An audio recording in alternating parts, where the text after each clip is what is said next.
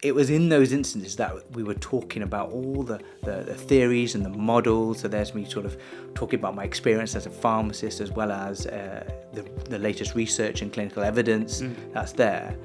And it was only when we put all that together and I started teaching it that I realised that I was not an exponent of any of that. I was this clinician that was dishing out all this information to students to give out to patients. Right. And I myself was doing none of it. Welcome to Real People, Real Results, Real Change, the podcast that's dedicated to helping real people develop real health and fitness in their lives.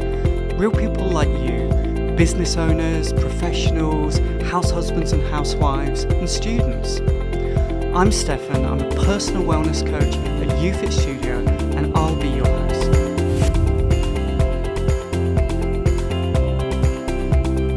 This episode, I'm talking with Vibhu Solanki. Vibhu is an associate professor of pharmacy, and we're going to be talking about the 3 threads in his life that came together to help him to discover he wasn't at the level of fitness that he previously thought he had been, and enabled him to make the decisions and choices that have taken him to a whole new level of fitness and health in his life. Okay, Vibhu, I am so excited to be talking with you today, and hopefully over a couple of episodes we'll see where we get to, right? But for listeners, I know obviously a little bit about your background and some of your experiences and thoughts, which I'm really excited to dig into. But just for listeners, could you just kind of describe a little bit, maybe like what you do and kind of your family situation, something like that? Sure. Well, firstly, Stefan, thank you for having me here. My name is Vibhu Solanki. I am married to a UFitter. I have 2 boys, and I think that's what I'm going to lead with. But also in terms of my job, I'm an associate professor in pharmacy at the University of Nottingham. And I'm a registered pharmacist. I have a passion for developing the next generation of pharmacy professionals that will, hopefully go on and do great things within the profession itself. But yeah, that's a little bit about me. Yeah, amazing stuff and important work. But we're here today to talk about you. Yes. Right. I know certainly here and now, health, fitness in lots of different ways is not just central to your life, it's a passion. Absolutely. Within your life, and how you've integrated it. But that hasn't just happened by itself, right? There's a story, there's a journey. If you were to rewind Absolutely. a decade or even a couple of decades sort of thing, what was going on for you? And take me through some of that journey and kind of how we've ended up here today. Well, I was born, no, I'm joking, I won't go that far. Well, going back a couple of decades, I've always an active individual. Played every type of sport at school, athletics, football, cricket, even rugby, which no sort of Gujarati male should be playing really with my size. But irrespective, really enjoyed all sorts of sports. So I was always this really active, very fit and skinny Gujarati young man, and that carried all the way through university, and in my 20s easily. Yeah. And yet, some things started to coalesce that gave you an indicator as you kind of went through life that you weren't exactly where you thought you were. So there was a disconnect that kind of started to become apparent, right? Yeah, 100%. So 20s and 30s, like I said, always felt I was really fit. So for me, it was the turning points happen when I was 40, and I don't think it's one particular event. I think it's more of a convergence of events really that has taken place. Yeah. And I think that's where sometimes transformational change takes place, doesn't it? It's almost this collection of to a point of critical mass where it pushes somebody to make that change, and that was very real for me. It wasn't one thing that got me thinking. So, for example, when I turned 40. I had my MOT, had the text, or people got it through the letterbox, saying, right, come and have your MOT, and passed that with flying colours. My students are constantly sort of testing and doing testing, so I use myself as a guinea pig. Okay. So my blood sugar, my blood pressure, my cholesterol levels have all been measured in some instances, maybe several times by the students. Right. And they've all come out really good. So never a problem there. But I think for me it was, like I said, a convergence of events that had taken place. So I was a staycation with my two boys. Were in the swimming pool, and I just caught a glimpse of my body, and I just thought, hang on, that's that archetypal skinny fat that I've seen, and for the first time it kind of stopped me and went, and I didn't like what I saw. I think the other event that kind of got me into that to the right space was just seeing my wife and how inspirational she was. I mean, she joined UFit well before I did, and to see her change both body and mind was really interesting. And I suppose, again, I never quite appreciated it because it was happening on a daily basis. It was being filtered very slowly, drip by drip, to me that she was changing. But it's only when that moment of reflection, when you think, okay, look at the journey that she's been on, that you're able to see what the level of impact was. And I suppose another thing was when I was teaching my students. Normally I teach a lot of the business and leadership stuff, and I was teaching some of the more practical elements of being a pharmacist. So there we were talking about transformational change that patients go through. It could be that they've been diagnosed with a long-term condition, or they're on a weight loss journey. And it was in those instances that we were talking about all the theories and the models. So there's me sort of talking about my experience as a pharmacist, as well as the latest research and clinical evidence that's there. And it was only when we put all that together and I started teaching it that I realised that I was not an exponent of any of that. I was this clinician that was dishing out all this information to students to give out to patients, right. And I myself was doing none of it. Oh, you weren't following it? I wasn't following it, and it was crazy, and it was at that point, I suppose. We talk about sort of transformational change. We talk about those key points where a patient realizes that they need to do something seismic in their life to make a change to get positive healthcare outcomes. Yeah, I was at that point, and I hit that point, and that's where that convergence took place.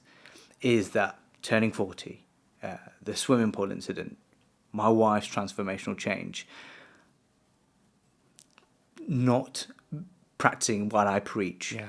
All of those events came together and I realised I need to do something. Interesting. Okay, so just digging into some of that detail, just to kind of like put flesh on the bones for that. So what were some of these kind of physical and sort of, I guess, mindset, is that right, sort of changes that were happening, or psychological or emotional changes that were happening with your wife that were sort of, started over time to, make you realise that actually more was possible? It was certainly the mindset that you see at the biggest change. And that's strange, isn't it, saying that mindset and you seeing it. Yeah.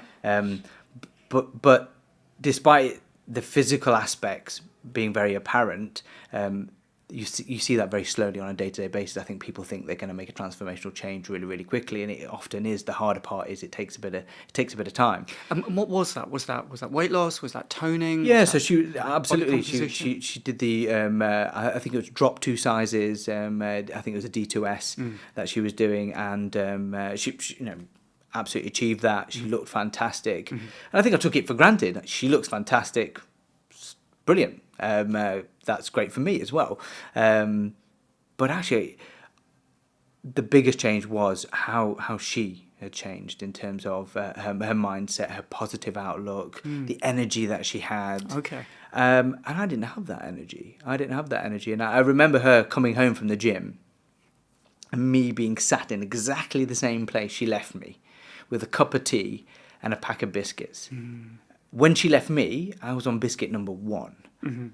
When she returned, after a really strong workout, I'd finished that entire pack of biscuits. And she said, well, what are you going to have for dinner? I said, I've eaten.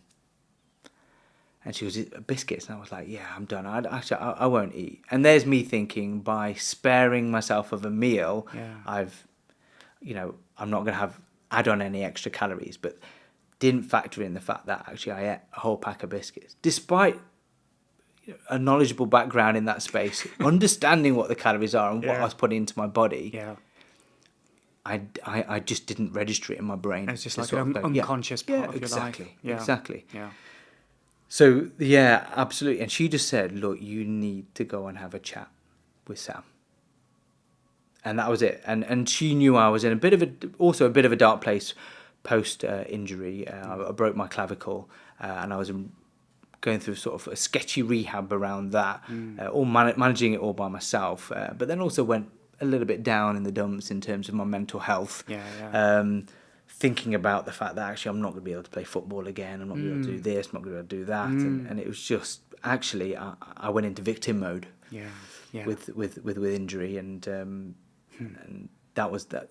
Again, like we say, a convergence of events. That was another thing. So I did, and I went and had a chat with Sam, who I'd already seen before because I'd kind of dropped Curtie off at the gym, and I'd already sort of spoken to a couple of the guys at the gym already about how I should rehab my shoulder again. Right. So things like that. Yeah. So yeah, it felt quite comfortable having a chat with Sam. But actually, that was the main sort of point where I started doing something about it. Okay. So fast forward. Yep. Let's talk about here and now. Tell me what is different and what impact that's having on your life. Yeah, absolutely. I think for me, it's been huge. I have been able to completely adapt my life, my goals, the visions that I have, thinking about the purpose of which I do things and how I behave. That's all completely changed. It is with a me first mindset, but very, very different in the sense that you're on an aeroplane and the air stewards are telling you to put the oxygen mask on yourself before you put it on somebody else, or typically they show the child next to you. Absolutely. And you always think to yourself, no, I put it on my child first and then put it on me. But the really important part is, no, you need the oxygen first. You're in a place then to support somebody else. And that was a really big moment for me to think, actually, if I can be the best version of myself, I can be a really strong and positive role model for others, but more importantly, my two boys, who very much drive what I'm doing. I mean, when I say they drive, Sam will use it as a way of getting an extra 10% out of me. He'll be like, what do your boys think? You're not lifting hard enough. And he'll literally do that because he knows me as an individual, being my coach, and absolutely knows what drives me. And it is being a positive role model for those two boys. Yeah. So fast forward now, that's where I am. I feel really comfortable working out. I get disappointed when I haven't got the opportunity to work out, or slightly angry when I have to work late and I can't come to the gym, and I've planned that, and it's almost like a seismic event in my life that's taken place when somebody's just gone, can you stay late? And you're going, absolutely not. I've got 20 million things to do, including go to the gym. So it's now such an integral part of my life. Yeah. And I feel now that I feel quite comfortable to be able to say I'm a role model. And that's a really weird thing to do because I'm not that individual that likes to A, see images of myself, and B, at the same time talk about myself in that way. But the only reason why I can do that is because that was my ultimate aim, is that can I create a positive impression for my boys? And it's now that one of my boys has turned 13 going on 14. He's now at that age where he's thinking about, he's body conscious. Yeah. And he comes to me and he goes, Dad, how do I get to the point where I can look like you? Knowing that we have similar body types, he looks like a young version of myself and everything. Yeah. So that, when he actually said that was like, wow, okay, I've created a body image, but hopefully more importantly, a mindset and a set of behaviours and attitudes that he wants to take on. So I may have made a countless number of mistakes as a father, making mistakes where I've shouted them when I don't want to, and we've all been in that place, haven't we? Yep. But that's a moment when I realised that actually I'm not that bad, and I set out to be a positive role model, and that's what I've been able to achieve, and I think that's really great. So now it's the next phase of my life, is actually how do I bring him on this journey with me? And that's something I've not had to sort of deal with. So objective number 1 achieved. I've got myself right, and I'm being a positive role model. But what's the next step? Is how do I bring those 2 boys on that journey? And I've not done this. I've not done this part. The other part I was able to sort of hand myself over to the UFIT coaches and go, mould me. Whereas now it's a very different sort of space, and I think we're going to have to do it as a family, which is going to be really, really interesting. So that's part 2 of the journey, I think. Yeah, absolutely. This is absolutely fascinating, Vibhu. I can't wait to speak to you again next episode, and where we're going to dig in even more detail. But in the meantime, thank you so much for talking to me today. Thank you very much, Stefan.